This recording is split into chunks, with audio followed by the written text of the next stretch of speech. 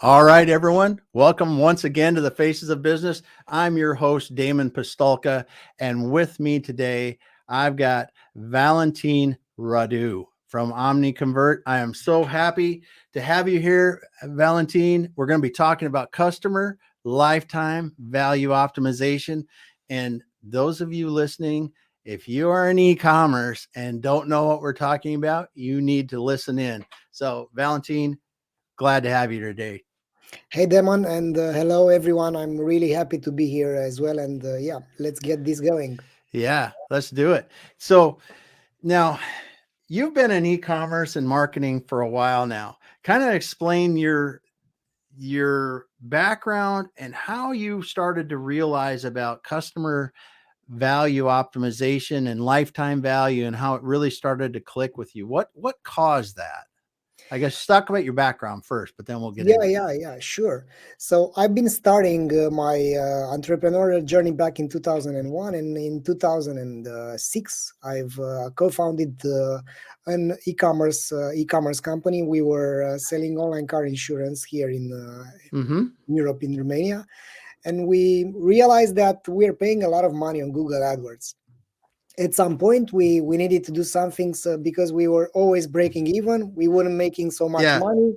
Our friends were laughing at us because they were having all these paid jobs and they were mocking our entrepreneurial thing, and we needed to do something. So it started out of let's say need. We were struggling to become profitable, so we've started to analyze the revenue from various types of customers, and we realized there are some customers which are better than others, and we've started to segment them. After that, we've started to see that customers are coming back over and over again. The business was already 3 years old when we started to piece things together, and we've realized that the customer retention plus the annual contract value for each of the customers were making this Pareto law work for us, right? 80/20. Yeah. So Yeah. we realized that the people we had the truck drivers, we had the luxury car owners. These were having a fantastic customer lifetime value. So with that being said, we started to change our acquisition strategy according to this new reality, and that paid off significantly because if you were a truck driver, your customer lifetime value would be 9 times higher than the average customer Yeah. lifetime value. Yeah. And after that, we started to make our business work. We got to a point where we got to 14 million in turnover. I made the exit from that company, and I've started to apply these principles in the new company that I've co-founded. So after that, it was clear that a lot of e-commerce companies are missing out on this opportunity to become customer centric and to understand, hey, who am I selling these products to? Which are my best customers? What they are buying, when they are buying, why they are buying. Because if you know those three different things, then your strategy to acquire and retain customers can change significantly, and you can leverage your efforts, because in e-commerce, as in other business models as well, is about becoming being relevant and being profitable, leveraging your own time, because we can see here, nobody is going to give us back our gray hair. So if we're in Yeah. business, why can't we make it profitable? Why don't we leverage our time and efforts by acquiring the right customers? Yeah. Yeah. Well, and it's great how you said how it came out of the fact that you needed it was out of need, right? You had no choice that you needed to make more money or get more profits on what you did, and you found the way to do that by retaining those customers for longer in that business. And then you rolled the money into forward and invested in OmniConvert. So in OmniConvert now, what are you doing specifically in helping customers?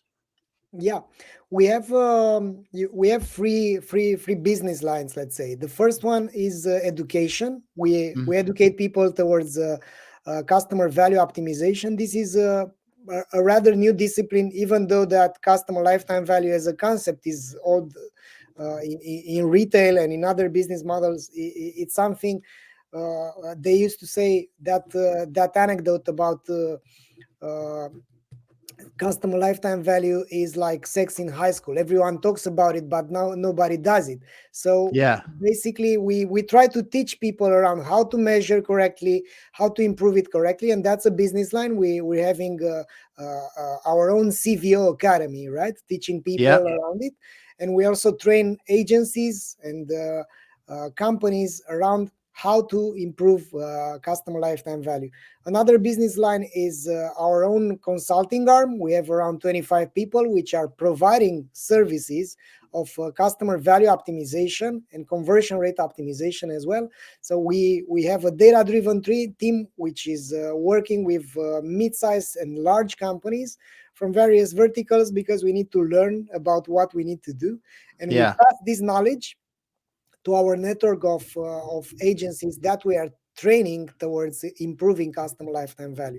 And the third business line is that we have technologies, right? We have a e-commerce growth suite which is built around customer value optimization. We have an A/B testing tool, a survey tool, a segmentation tool, a customer data platform as well, that it's empowering e-commerce companies and agencies to improve CLV for e-commerce companies. Wow, that's cool. That's cool. So what is one of your just a typical customer? Is it is the size in Mhm. turnover in, Yeah. what's the kind of thing that they're doing? The best fit customers for us are the ones which are north of 4 or 5 million Yeah. in turnover, in annual turnover, because they started, they reached a plateau, and they are, let's say, they have a solid enough business so that they can think strategically about their business. So they are not struggling to survive, and they have the patience to gain results, because CVO, it's a long term, it's the long term, right? The long term game is not the short term game. In the short term game, we are only about acquisition and getting your bucks out of your ad investment.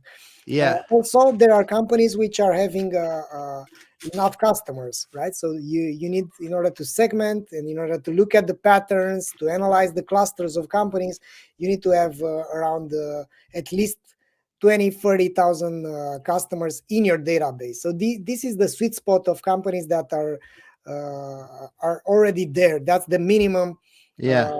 uh, let's say, dimension that they should be having in Yep. order to leverage this type of initiative.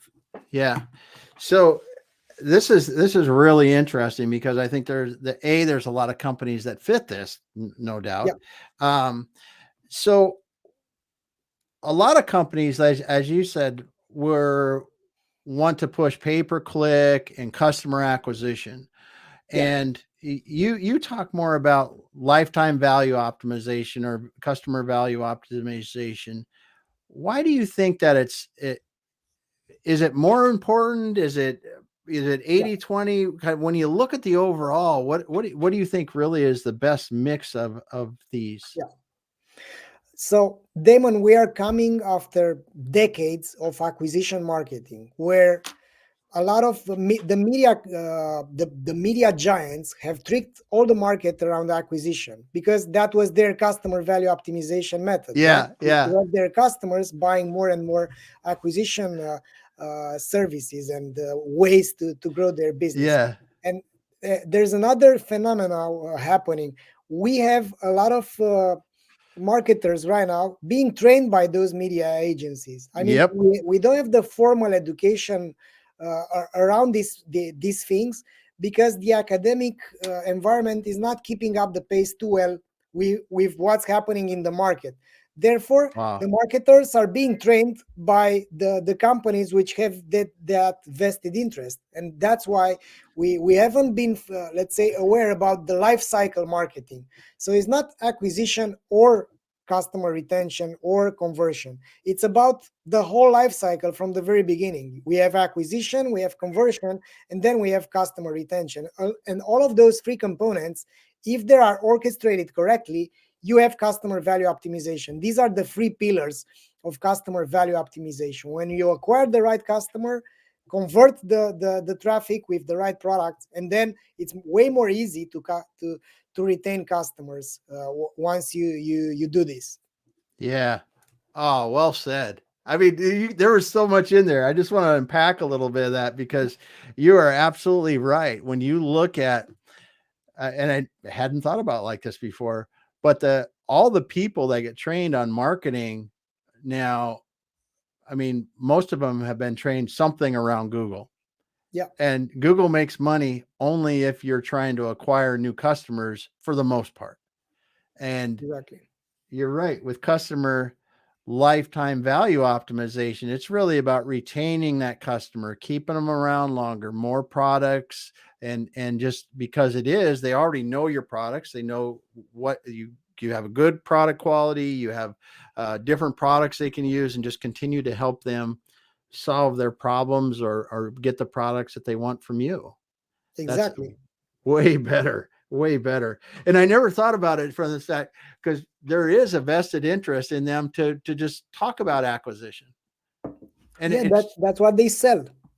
It's yeah, and it's not a bad thing. I mean, no, no, mainly that's their business, and that's why they train people. They have this uh, uh, interest on teaching people how to acquire customers. So it's not like it's just that we are biased, and there are few companies which are learning on their own, having getting a few steps back and realizing, hey, what's important for me? Because I've been an entrepreneur there, and I've been trapped into this thinking of shiny new toy, right? Looking at yeah, the new TikTok ads, whatever, PR yeah, campaigns. There are a lot of things that you think you are missing out as an entrepreneur, and all the entrepreneurs are, let's say, future oriented, and they are open to innovate and to adapt new things, because otherwise they would be staying into an existing system. They wouldn't be creating their own system.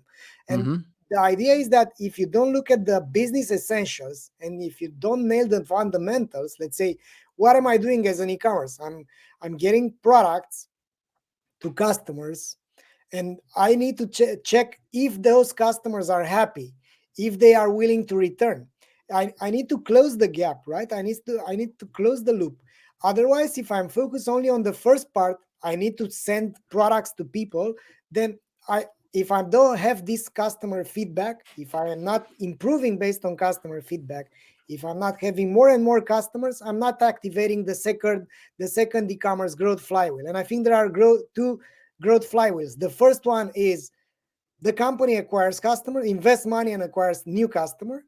Then those with those money, they invest more. So they ship products, and all they do is activating the first e-commerce growth flywheel.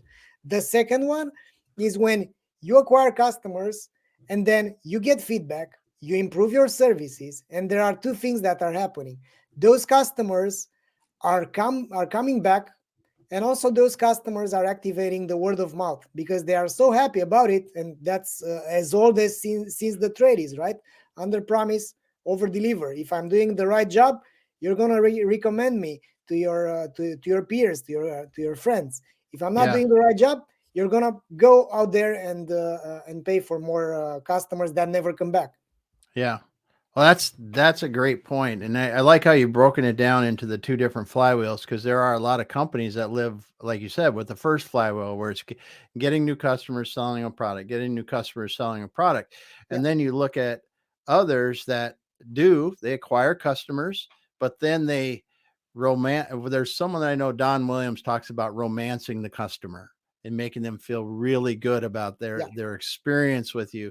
And you think of some brands, some of these global brands in the US, a lot of the outdoor brands are very good at that, about creating, why do I want to spend hundreds of dollars on a special coat for I'm a climber and I want to climb yeah, mountains, and then they not only do they have a coat, but they have the right pants, they have the right boots, they have the right socks, they have the right, yeah, and they keep developing these products and making them very well. And the experience for the buyer, if it don't fit right, send them back, whatever the things that their customers really want them to do, they continue to do that. And that leads into the second flywheel you're saying, where you get over the, I've sold the customer the first time, but now the customer is saying, hey, you got to buy this jacket. I love it so much. They were so nice to me. They created an experience that I just loved, and I've got all these other products from them too, and I don't really need to go a lot of other places. And I keep as the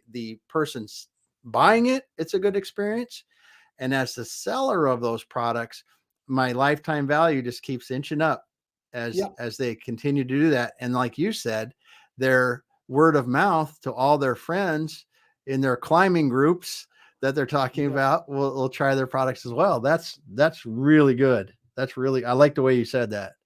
I like the way you yeah, said that. So now, one of the things that I was thinking about it as we were getting and talking before and getting ready for this is, do you see that e-commerce is finding some maturing of the overall industry, and it's just is costing more to acquire customers because they've bought yeah. what they needed to buy, and me trying to sell that same climber another jacket, there's already two other people that they've talked or seen that do that, and it's just getting more and more expensive to acquire customers overall. Yeah. So the customer acquisition costs were doubling since last year, according to statistics. It's Oh god. Oh god. 89% more expensive on Facebook ads and 108% on Google ads and YouTube ads as well. So mainly it's twice as expensive to acquire customers at this moment. And what happens? And that happened mainly for two main reasons. A lot of retailers have flooded the internet with migrated to the digital channels, and they've Yep. built their own digital sales channels. And the second reason was this fight of the internet giants with the iOS 15 cookie policy. Yep. We've seen that Android is shutting down their cookies as well. So mainly that made the customer acquisition less effective as it used to be, because now you the algorithms are not working Yeah. like they used to anymore. So that's why that's forcing companies to get creative on that. And there are some steps here, and I've seen this pattern over and over again. The business owners and the e-commerce managers realize, hey, we have a problem with the acquisition. And it's that thing from Einstein, right? You can't solve the problem at the same level of thinking where you were when that problem was created. So you need to level up to elevate your thinking. And because if you have an acquisition problem, you don't have an acquisition problem, you have a business model problem. So maybe if it's twice more expensive to acquire a customer, and if you're not calculating, if you're not data driven enough to understand how much money can I get from a single customer throughout the entire lifespan, if you don't make this calculation, you are trapped into a financial perspective where your P&L is not going to show you your cohorts, and your customer retention is not going to show you the future, because the assumptions are just based on some past data, right? Yeah. You can't look at we let me give you an example. Back in 2015, we were working with a company selling fashion, clothes, apparel, and so on. So they made something like $11 million, and then 95% year over year growth rate in terms of the revenue. So that was the tip of the iceberg. They raised a lot of money, and they've started to acquire more and more customers. They were very acquisition focused, Mm-hmm. but they weren't even monitoring customer retention. Oh when wow. when I got there, I've started to build a model called the RFM model, recency, frequency, and monetary value, to segment their customers. And I got to the two. There were two founders. I talked to them, and I've said that your business is not healthy at all. So you need to do something about the customer retention. Otherwise, look at these cohorts. The business is not going to be sustainable in a few months from now.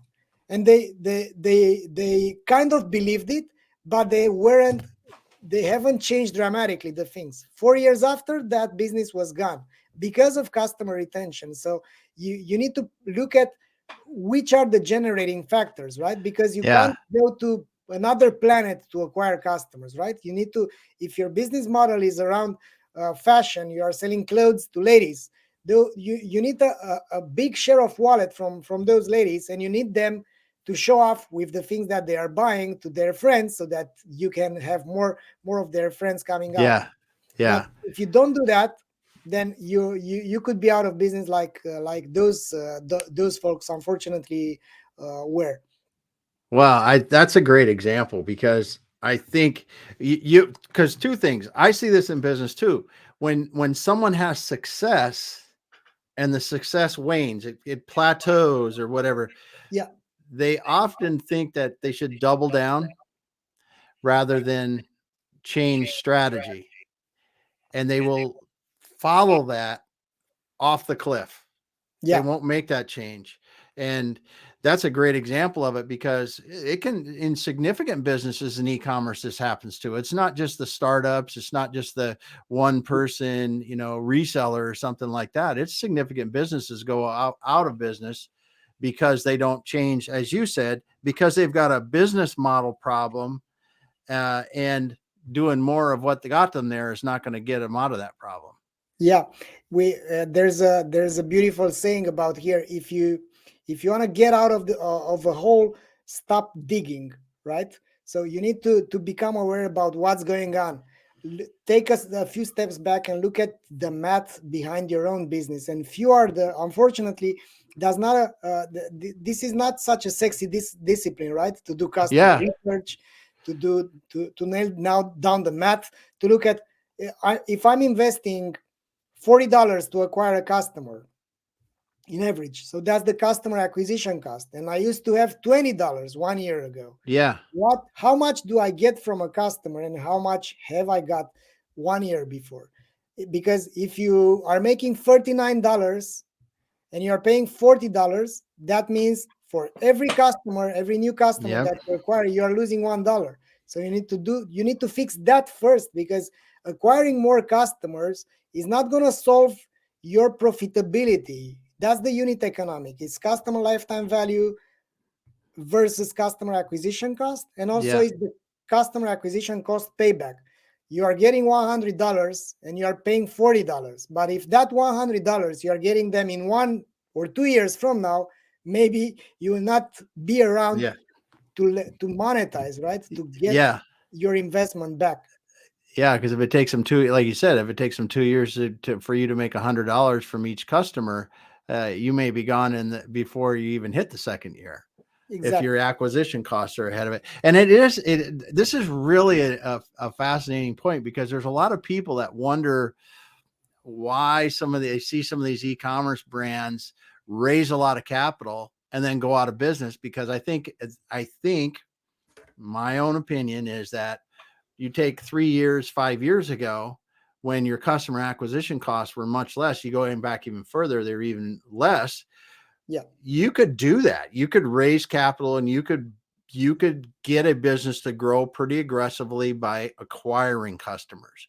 But I think, as you mentioned, the customer acquisition costs, especially on goods that aren't and expensive. I don't know of the right amount, but Yeah. like you said, if you're going to make $100 off your average customer, and now my cost to get that customer went from 20 to $40, and that $100, to make that $100 takes me 2 years. My money that I raised from my VC or whatever to get me launched now only gets me to the point that I'm going out of business, because I'm not getting that $100 that I need Yeah. to from And them. it's also the inflation game here, because the cost of Uh, money is different than it used to be. So yep.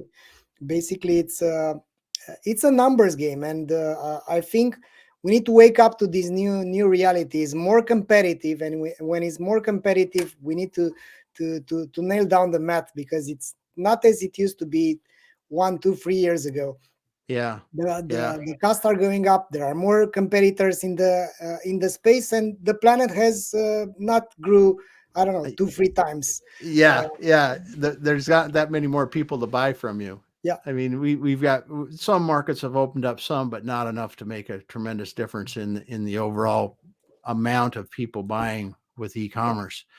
But yeah, the interesting I just really find it interesting that example you have of the clothing company, the fashion company that grew so fast, grew 100% one year and then went out of business because of that, because it is in the numbers. It is in um, just understanding how quickly am I going to make money from each individual customers. And like you're talking about with the RFM model, the recency, frequency, and monetization is, how often do they come back? Because that will tell Yeah, me how quickly I'm going to make that money. And then frequency, can I get them to come back every week, every month, every, 6 months, year? That also helps you in that. And then what that looks like, what their typical buy is the first time compared to the second time compared to the third time. Because that's if you're right. selling, I had a client when they sold security gates. So a security gate is, a security gate can be anywhere from 700 US to Oh, wow. $2,500, $4,000, right? Yeah, So you buy the security gate, and then I might have a gate opener. I might have some remote controls. I might have other stuff that I buy over time, solar panels to run them, whatever it is. But it never really eclipses that initial investment that was yeah, the money in there. So you really look at that long-term monetization of that product and understand how that's going to go. Whereas you could go into an apparel brand, and if I had, okay, they bought shoes from me, but I also have, like we talked about the climber, I could get a whole bunch of other things. There could be that's right. higher revenue items as the time goes on. Yeah, Ah, that's right. And super interesting. yeah, and also I think it's important to touch a subject here for the audience today, Damon, is that as an e-commerce entrepreneur, I've been a former e-commerce entrepreneur. Now I'm having this company with multiple business lines that are sustaining each other. But as an e-commerce entrepreneur, you need to mm, come to terms with yourself. Why are you doing this business? Are you doing this on the long run so that you can pass it to your nephews? Because if that's the case, you need to make it sustainable, highly Hmm. sustainable. If you are making it to sell it at some point or to do IPO or whatever you want to do with it, Yeah. you also need to take into account the fact that now we have these customer value based valuations where people the investors are looking at the health of any business. They are looking at the future, because that's why they invest in a company to have a leverage on each of their dollars. They are looking for Hmm. multiples from free to whatever 20x. So you need to also understand that this mathematical model is helping you so that you can forecast properly, because the CFOs, there are many accountants, there are many people which know the numbers game, but they don't know the customer centric game. So you need to have both of those perspectives. You need the finance perspective, where you look at your P&L, you look if you're breaking even, you look at the COGS and whatever. But you should also be looking at this perspective in terms of the cohorts of customers which are coming, because we have seen this on my own entrepreneurial skin. Let's say Yeah. I've Yeah. seen how hard it is to fix a business once it's starting to drift away, because it's if you have a healthy business model, then as an entrepreneur you are just fine tuning things. Yeah. You should just optimize the things. But if you're not having a sustainable business down the line, you will be struggling. And the best thing to do, I think, it's to get a system which is working on autopilot to generate profit for you as an entrepreneur. You need to work like a movie director, to have all the components over there and then let the actors do the game. But Yeah. and these are the customers which, if you acquire the right customers with the right products and they have the buying habits from you, you have your share of wallet. Let's say if you're selling sports apparel, your share of wallet is pretty significant in what they are buying from your particular niche. Then you're there. Yeah. Yeah. That's a great point. And it is, like you said, you have to have something that is a um, more repeatable systematic approach, because just going out and going, okay, we're gonna turn up our Google ads, we're gonna adjust our Google ad strategy to get more customers is not viable long term. It has to be the mixed approaches you're talking about with your looking at the RFM and that. I really like what you're talking about, the customer centric numbers around value per customer and how e-commerce company buyers are getting smarter looking at that in their quality of earnings and their analysis of the companies they're valuing and buying. And I think it's something that it is very relevant for the current owners to understand too, because they may have a company that looks pretty good on the outside, but if their customer value is waning and going down, there's problems there that they don't even realize. Yeah. They don't even realize are happening. That's a great point. The um oh man, lots of good stuff running through my head now. So let's talk a little bit about your online academy. So you started an online academy to help with customer value optimization, and you started it with 8 other e-commerce professionals or entrepreneurs as well. So Yeah. So there are practitioners, book authors, experts in customer experience, in email marketing, in Facebook ads.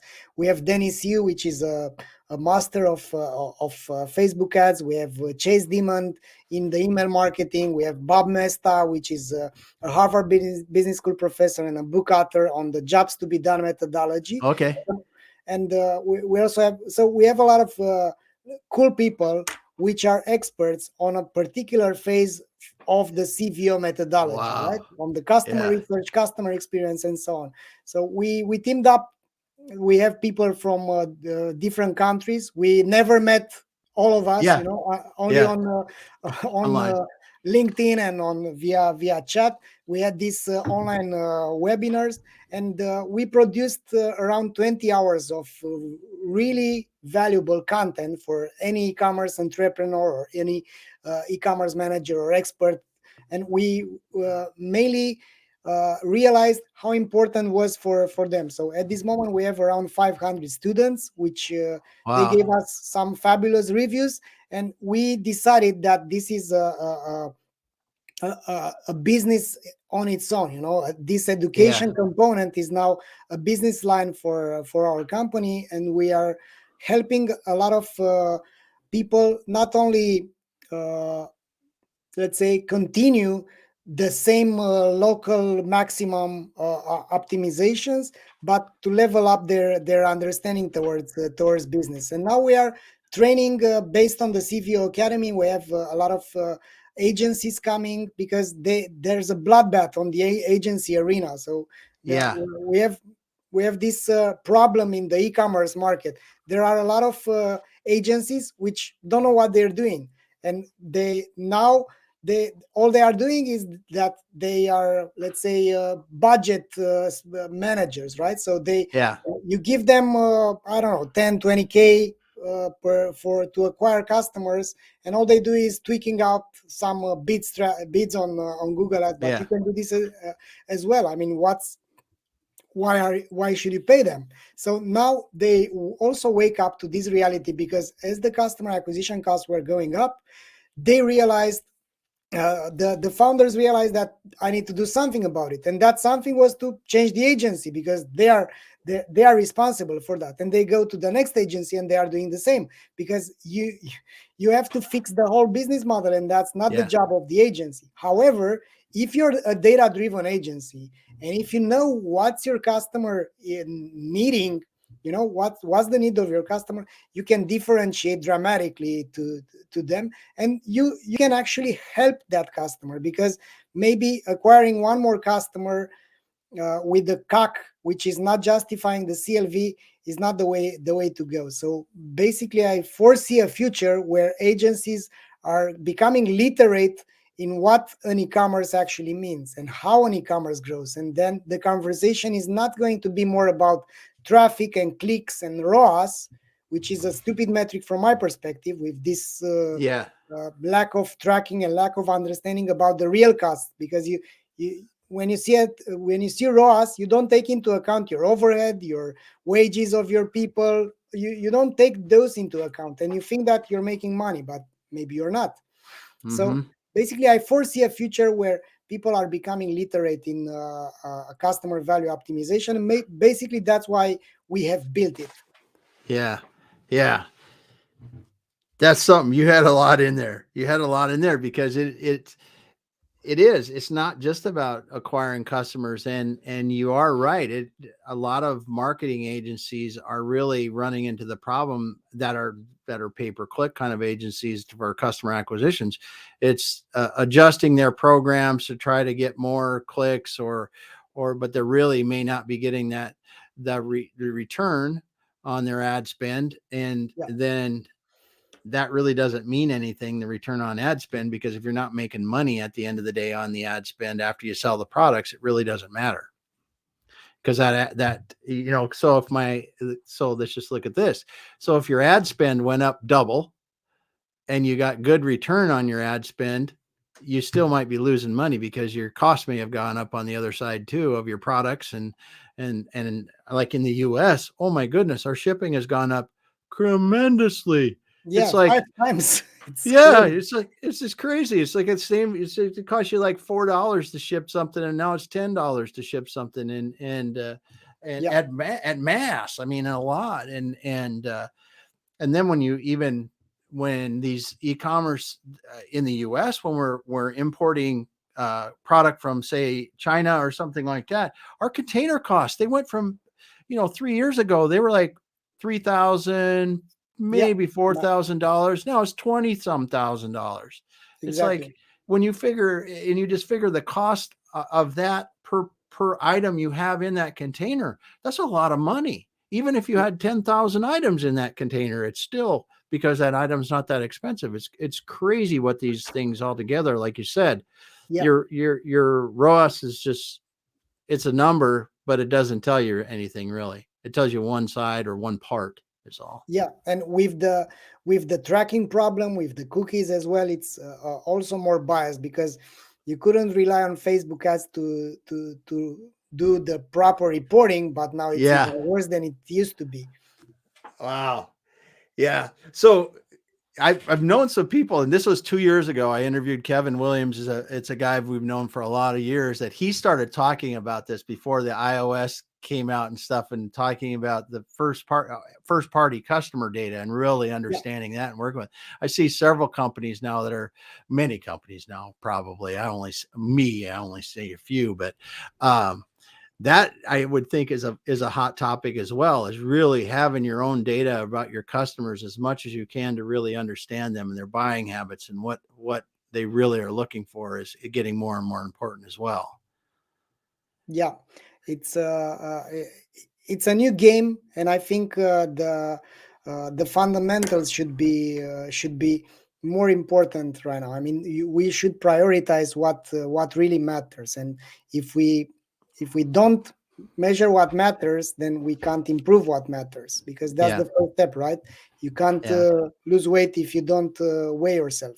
Yeah. Yeah. That's a great point there, and something that I use myself. So the so if people are interested in your academy, I'm going to put the link to the academy in this too, Yeah, because I think it's really, man, your holistic approach to this. I really, when we first talked, when we first were going over this, I was so impressed by it, because it's not just turn up the ads and get more, that, like you said, a lot of people have been yeah, told the way to do it. And this balanced plan of really making sure that you're generating lifetime value, you're spending, yes, you're acquiring customers, but you're retaining them, and the word of mouth by doing good service, good products, and making sure your customers are happy. I think this is the long-term solution for D2C businesses to be successful for many decades, no matter what that's right. happens.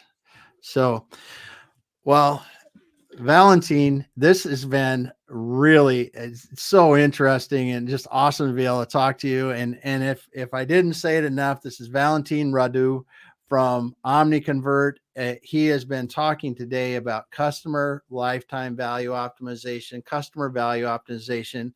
He's been talking about his CVO Academy, where they train um, people to really understand customer value optimization and teach some of the tools around that.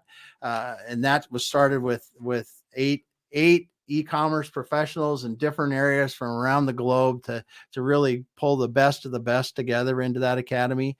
And I will have the link to that in the comments as well. Any parting thoughts here, Valentine, for someone who's sitting here going, man, this is a lot. Where do they go next to find a Yeah. bit more about this?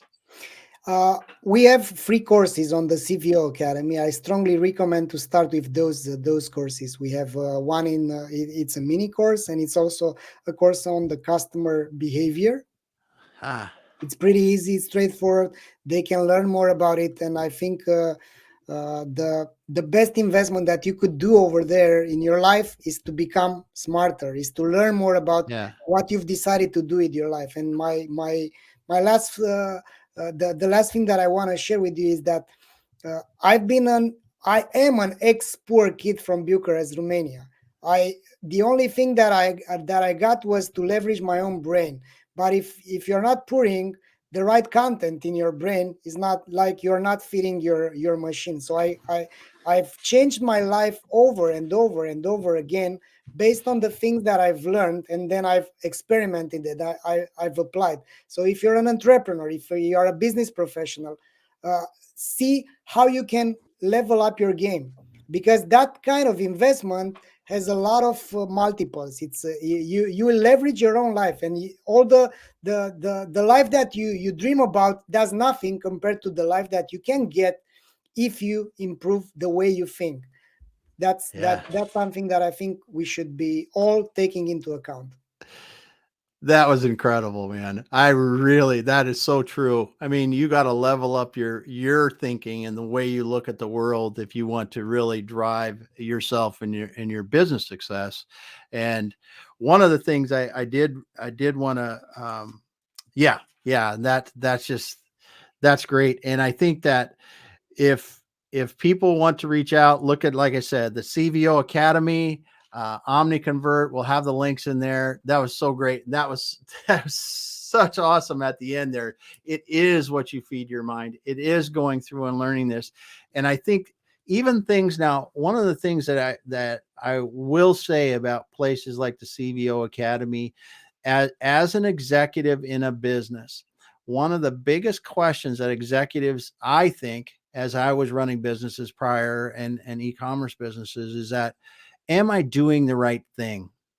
Am I making the right decision? Because we spend a lot of money as executives, and understanding the fundamentals that you're teaching in something like the CVO Academy, or even maybe they can get it from the free courses. They should try that and do it, is so important as an executive in an e-commerce company or any company really, to get smart enough in what you're thinking about to make wise spending decisions and investing your money properly. And that's why I think it's so cool that you've done this and put together the CVO Academy and your free resources to help people. So just encourage entrepreneurs out there, if you're looking for a way to really consider customer value or customer lifetime value optimization, go ahead and give the CVO Academy a try and see what they've got going on. But Valentine, thanks so much. Valentin Radu, Omniconvert, CVO Academy. Great for having you here today. I'm going to shut down our LinkedIn Live. Just hang out for a minute and we'll talk when we're done. Thanks everyone for being here. We'll be back again. Thanks, Damon. And